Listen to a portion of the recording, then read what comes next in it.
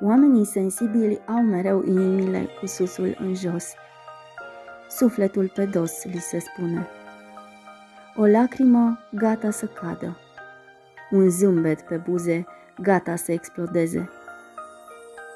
Ei trăiesc într-un echilibru între bucuriile și durerile vieții. Nu sunt perfecți, dimpotrivă. Uneori chiar se autodistrug pentru că respiră prin piept, niciodată prin plămâni.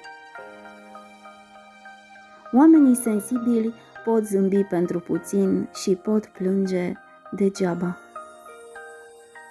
Ei știu să se oprească și să se întrebe în fața unui curcubeu, să zâmbească unei pisici, să privească marea și să savureze pacea și chinul infinit din ea.